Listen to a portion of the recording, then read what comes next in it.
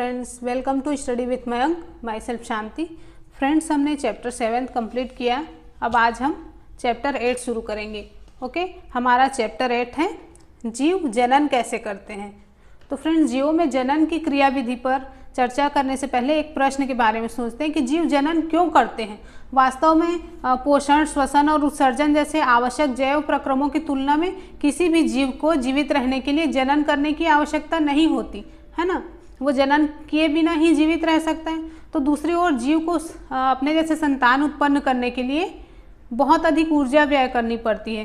फिर कोई भी जीव उस प्रक्रम में अपनी ऊर्जा व्यर्थ में क्यों व्यय करे जो उसको जीवित रहने के लिए आवश्यक नहीं है। तो फ्रेंड्स, इन्हीं तरह के कुछ क्वेश्चन हम आगे जानेंगे।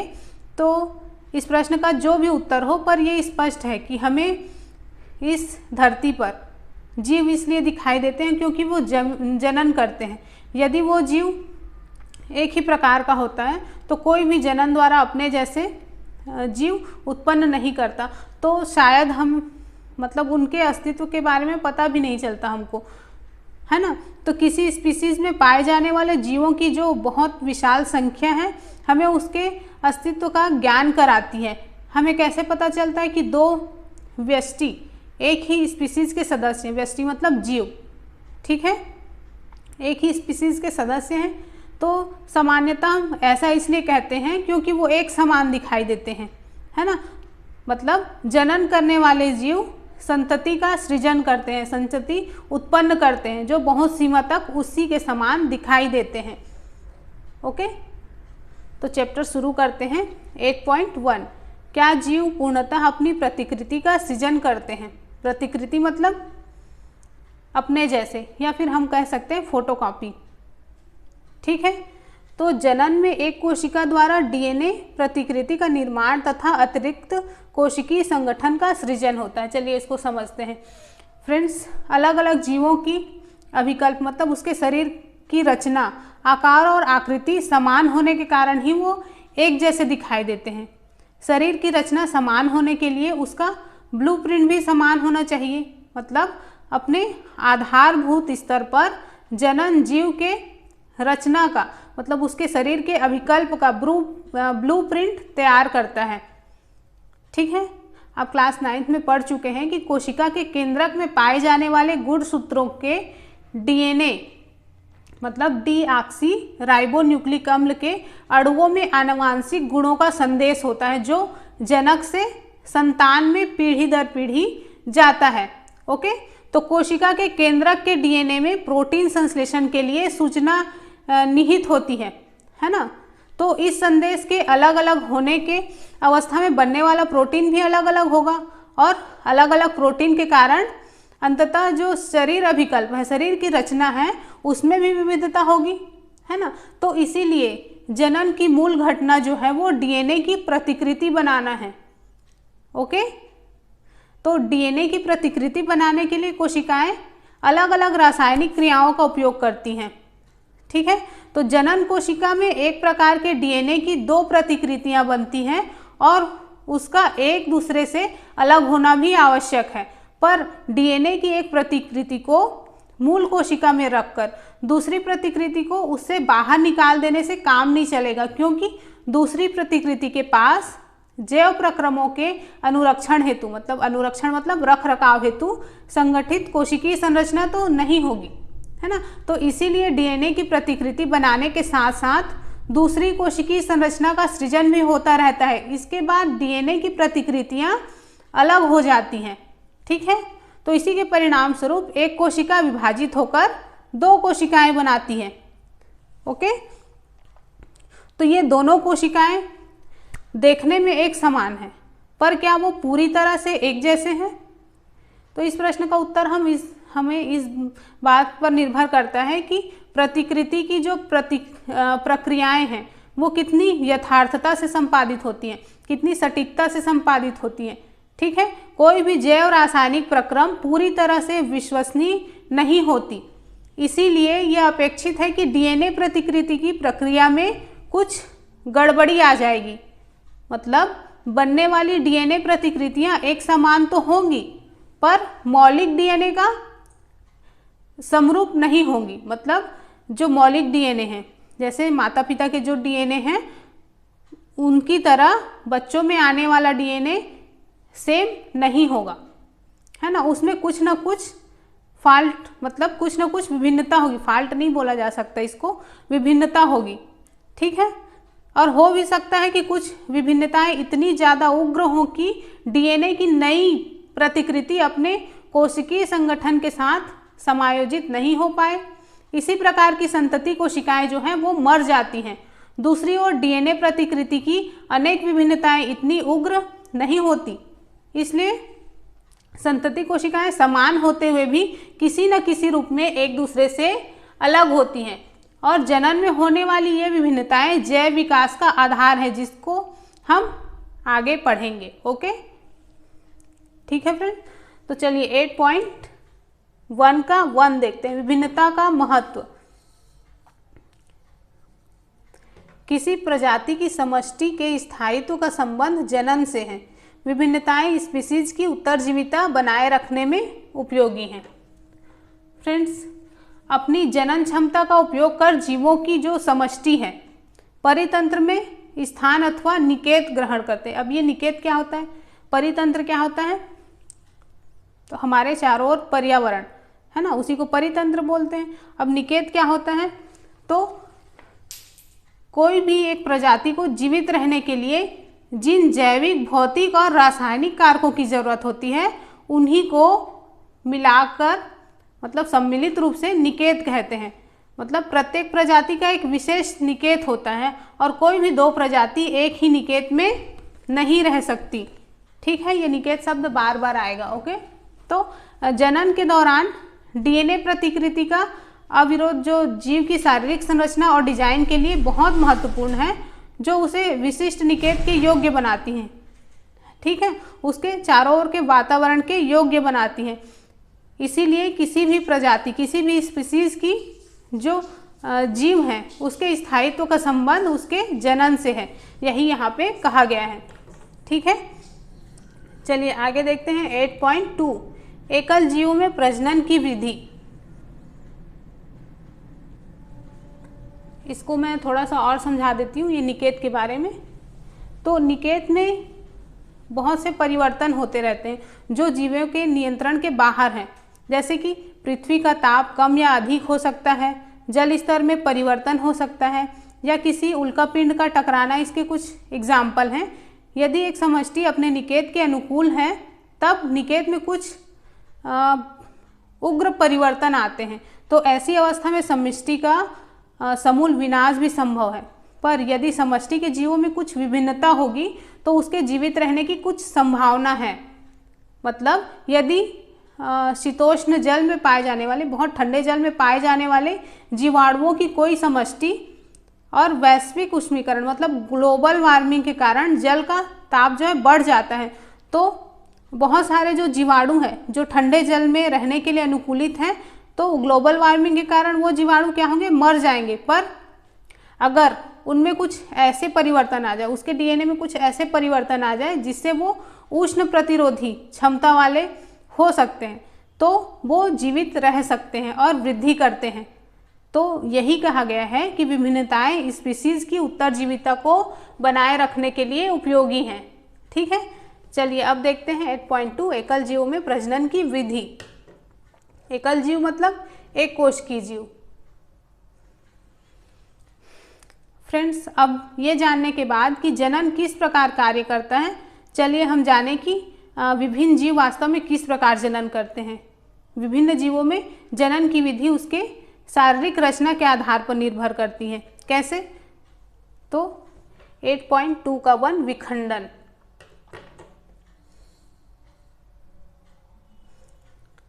फ्रेंड्स, एक कोश की जीवों में कोशिका विभाजन या विखंडन के द्वारा नए जीवों की उत्पत्ति होती है, ठीक है। जैसे कि यहाँ पर आप अमीबा में देख रहे हो द्विविखंडन। विखंडन के बहुत सारे तरीके हैं, तो बहुत सारे जीवाणु या प्रोटोजोआ की कोशिकाएं विभाजन द्वारा सामान्यतः 2 बराबर भागों में अलग हो जाती है, जैसे अमीबा में। तो अमीबा जैसे जीवों में कोशिका विभाजन किसी भी तल से हो सकता है, मतलब कहीं पर से भी, 2 भागों में वो विभाजित हो सकता है। पर कुछ एक कोशिकीय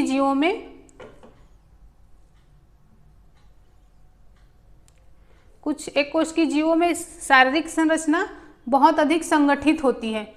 एग्जाम्पल के लिए कालाजार के रोगाणु लेशमानिया में कोशिका के एक सिरे पर एक कोड़े के समान रचना होती है। ठीक है, तो ऐसे जीवों में द्विविखंडन एक निर्धारित तल से होता है ना। उसके शरीर की एक निश्चित रचना होगी तो उसके शरीर का विखंडन भी एक निर्धारित तल से ही होगा। ओके, तो मलेरिया परजीवी प्लाज्मोडियम जैसे एक कोश की जीव है, तो उसके साथ भी अनेक संतति कोशिकाओं में विभाजित होते हैं, जिसे बहुखंडन कहते हैं। यहाँ पर आप देख रहे हो प्लाज्मोडियम में बहुखंडन, और अमीबा में क्या पाया जाता है, द्विखंडन।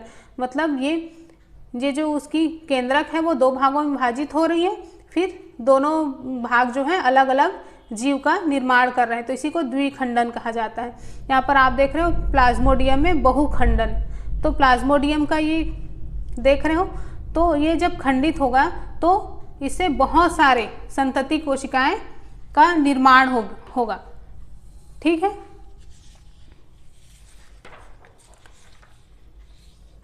चलिए अब देखते हैं 8.2 का 2 खंडन। खंडन विधि में भी जीवाणु और प्रोटोजोआ की कोशिका विभाजित होकर 2 या अधिक संतति कोशिका का निर्माण करती हैं। मतलब सरल संरचना वाले बहुकोशिकीय जीवों में जनन की सरल विधि कार्य करती है। एग्जाम्पल स्पाइरोगायरा, तो सामान्यतः ये विकसित होकर छोटे छोटे टुकड़ों में टूट जाते हैं और ये टुकड़े या खंड वृद्धि करके एक नए जीव में विकसित हो जाते हैं। ठीक है, पर ये सभी एक बहुकोश की जीवों के लिए सही नहीं है। वो सरल रूप से कोशिका दर कोशिका विभाजित नहीं होते। ऐसा क्यों? तो इसका कारण है कि बहुत सारे बहुकोश की जीव अलग अलग कोशिकाओं का समूह मात्र नहीं है।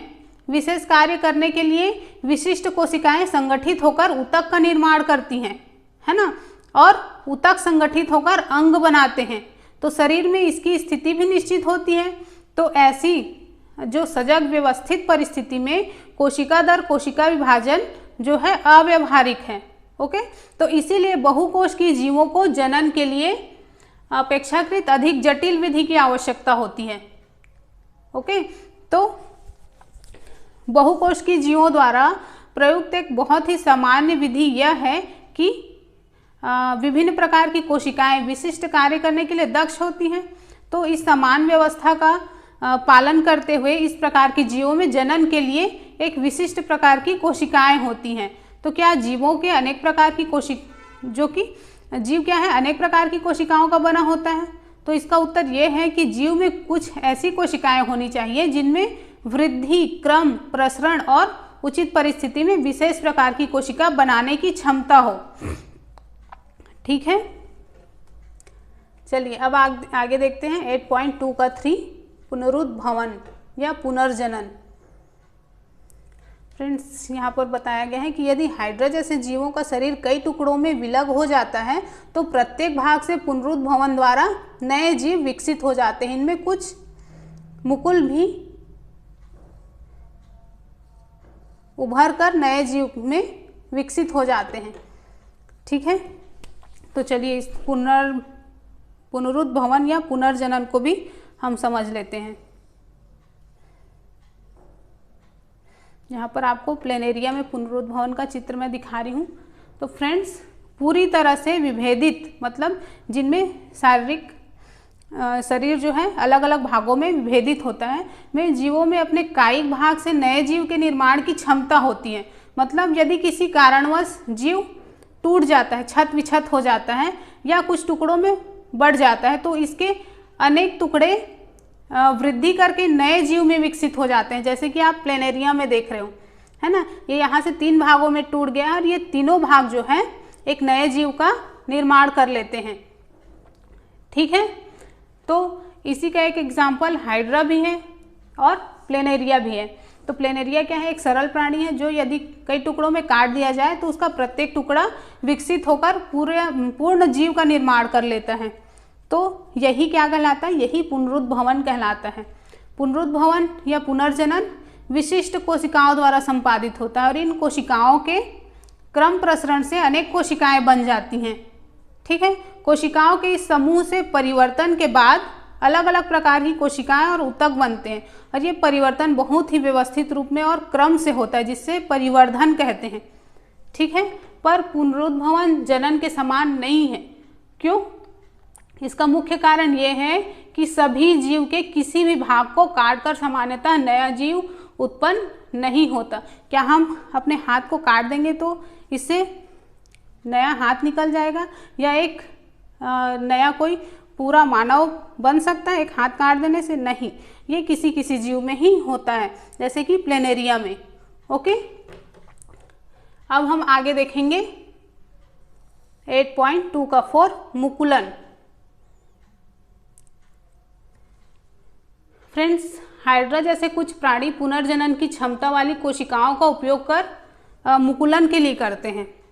ठीक है, तो हाइड्रा में कोशिकाओं के नियमित विभाजन के कारण एक स्थान पर उभार विकसित हो जाता है। ये देख रहे हो, यहाँ पर एक उभार बन गया है, तो इसी को क्या कहा जाता है? मुकुल। ठीक है, ये उभार मुकुल कहलाता है और जो कि वृद्धि करता हुआ नन्हे जीव में बदल जाता है और पूरी तरह से विकसित होकर जनक से अलग होकर स्वतंत्र जीव बन जाता है। ओके, ये मुकुल यहाँ पर बड़ा हो गया है और ये फिर जब ये पूरी तरह से बड़ा हो जाएगा तो यहाँ से टूटकर ये खुद ब खुद एक स्वतंत्र जीव में परिवर्तित हो जाएगा। ठीक है फ्रेंड्स, चलिए नेक्स्ट देखते हैं कायिक प्रवर्धन। 8.2 का 5 कायिक प्रवर्धन। तो ऐसे बहुत से पौधे हैं जिनमें कुछ भाग जैसे जड़, तना या पत्तियां मतलब उपयुक्त परिस्थिति मिलने पर विकसित होकर एक नया पौधा बना लेते हैं। ठीक है, जैसे कि यहाँ पर लिखा हुआ है। तो बहुत सारे जंतुओं में मतलब कुछ एकल पौधे मतलब इस क्षमता का उपयोग किस लिए करते हैं? तो जनन की विधि के रूप में करते हैं। ओके, पर जैसे कि यहाँ पर मैंने चित्र बनाया है ब्रायोफिलम की पत्ती का।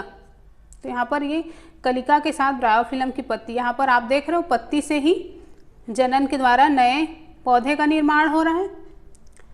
तो इसी तरह से पर्तन, कलम या रोपण जैसी कायिक परिवर्धन की तकनीक का उपयोग कृषि में किया जाता है, जैसे कि गन्ना, गुलाब, अंगूर इसके कुछ उदाहरण हैं।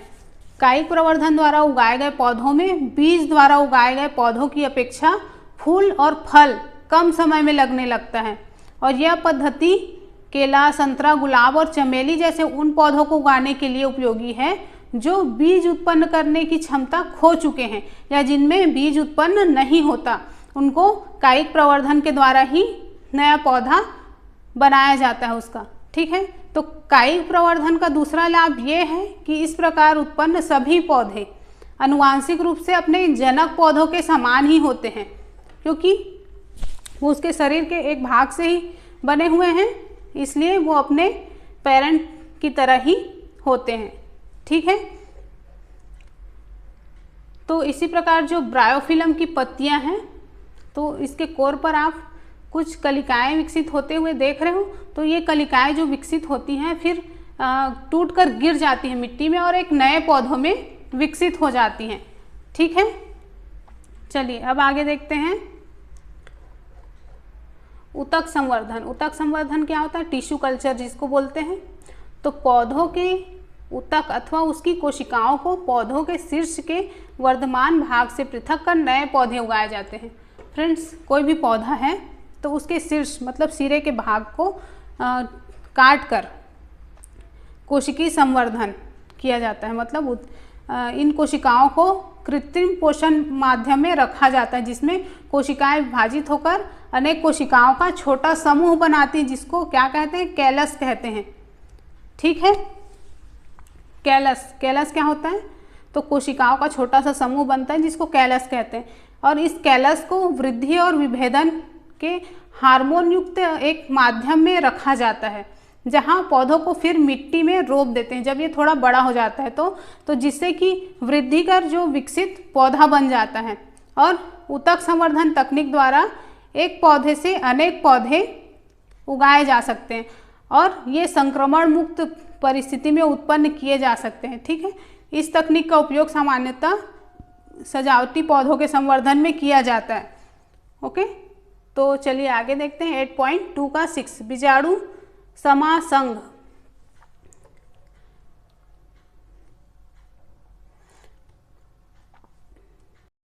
फ्रेंड्स, बहुत सारे सरल बहुकोशिकीय जीवों में भी विशिष्ट जनन संरचनाएं पाई जाती हैं।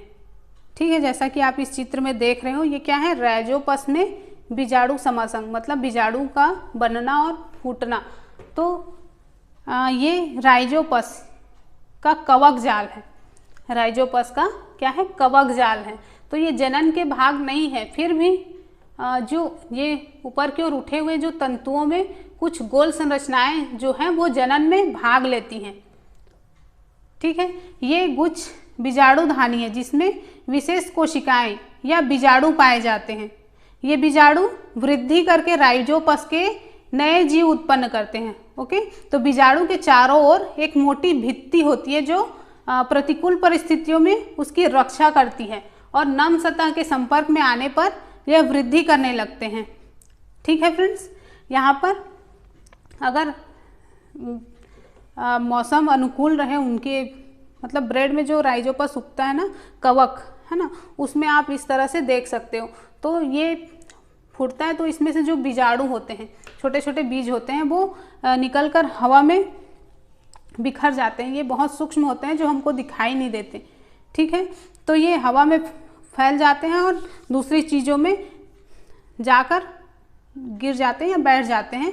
फिर जैसे इनको अनुकूल परिस्थिति मिलती है, नमी मिलती है, हवा मिलती है, तो ये दूसरा कवक जाल बना लेते हैं। ठीक है, तो फ्रेंड्स, अब तक की जिन विधियों को हमने पढ़ा उन सभी में नई पीढ़ी का सृजन करने के लिए केवल एक जीव की आवश्यकता होती है। इसे अलैंगिक जनन कहते हैं। क्या कहते हैं? अलैंगिक जनन। क्यों कहते हैं? क्योंकि इसमें सिर्फ एक ही जीव की आवश्यकता होती है और एक ही जीव से दूसरे जीव की उत्पत्ति हो रही है, तो इसीलिए इसको क्या कहा जाता है? अलैंगिक जनन कहते हैं। ओके फ्रेंड्स, तो 8.3 लैंगिक जनन। अब ये लैंगिक जनन क्या होता है ये हम नेक्स्ट वीडियो में पढ़ेंगे। ओके, तो आज के लिए इतना ही। फ्रेंड्स, वीडियो अगर पसंद आता है तो प्लीज़ लाइक, शेयर और कमेंट किया कीजिए। ओके, और एक दूसरे को ज़्यादा से ज़्यादा बताइए ताकि वो लोग भी इन वीडियो से लाभ ले सकें। ठीक है फ्रेंड्स, तो मिलते हैं नेक्स्ट वीडियो में। Okay, bye bye.